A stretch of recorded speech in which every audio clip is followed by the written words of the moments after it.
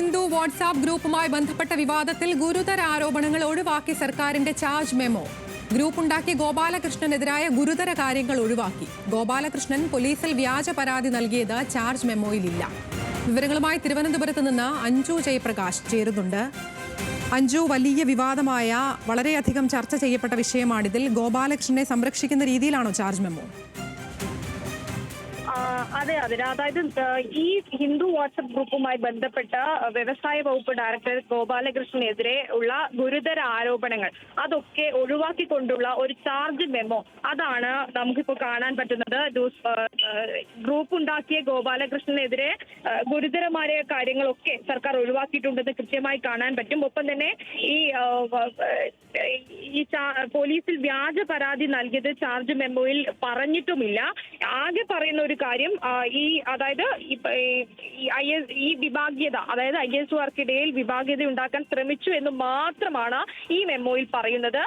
അതുകൂടാതെ ഈ ഉദ്യോഗസ്ഥൻ പോലീസിന് നൽകിയിട്ടുള്ള സ്ക്രീൻഷോട്ടോ റിപ്പോർട്ടോ അതൊന്നും ചാർജ് മെമ്മോയിൽ ഉൾപ്പെടുത്തിയിട്ടില്ല എന്ന് കൃത്യമായി മനസ്സിലാക്കുകയാണ്. ഇതിലൂടെ ഗോപാലകൃഷ്ണനെ രക്ഷപ്പെടുത്താനുള്ള സർക്കാർ നീക്കമാണോ എന്ന തരത്തിലുള്ള ആരോപണങ്ങൾ ഉയർന്നു വരികയാണ്.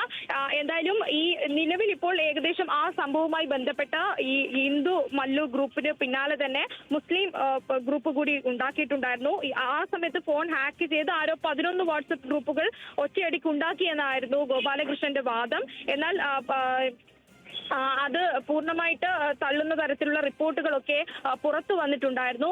എന്നാൽ നിലവിൽ ഇപ്പോൾ പുറത്തു വന്നിട്ടുള്ള ചാർജ് മെമ്മോയിൽ ഉൾപ്പെടെ ഇത്തരത്തിൽ ഗോപാലകൃഷ്ണനെ സംരക്ഷിച്ചുകൊണ്ടുള്ള ഒരു നീക്കം അത് കൃത്യമായിട്ട് കാണാൻ സാധിക്കുന്നുണ്ട്. എന്തായാലും വരും മണിക്കൂറുകളിൽ ഇതുമായി ബന്ധപ്പെട്ട വിശദീകരണം ഒരുപക്ഷെ ഗോപാലകൃഷ്ണൻ തന്നെ തേടാൻ പറ്റുമെന്ന് വിചാരിക്കുകയാണ്. നമുക്കറിയാം, ദീപാവലിക്ക് പിന്നാലെ ആയിരുന്നു ഇത്തരത്തിലൊരു വാട്സപ്പ് ഗ്രൂപ്പ് ക്രിയേറ്റ് ചെയ്തുകൊണ്ടുള്ള ഒരു വലിയ വിവാദം ഉണ്ടാകുന്നത്.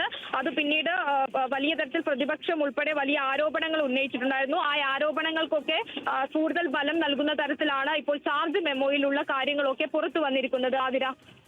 എന്തായാലും ഈ വിഷയത്തിൽ IASകാർക്കിടയിൽ വിഭാഗീയത ഉണ്ടാക്കാൻ ശ്രമിച്ചു എന്നുള്ളത് മാത്രമാണ് ഇപ്പോൾ ഈ ചാർജ് മെമ്മോയിൽ എന്നുള്ളതാണ് മനസ്സിലാകുന്നത്. ഇത് ഗോപാലകൃഷ്ണനെ ആര് സംരക്ഷിക്കുന്നു എന്നതടക്കമുള്ള കാര്യങ്ങളിൽ വരും മണിക്കൂറുകളിൽ വ്യക്തത വരും എന്ന് കരുതാം. മഞ്ജു ജയപ്രകാശാണ് തിരുവനന്തപുരത്ത് നിന്ന് വിശദാംശങ്ങൾ നൽകിയത്.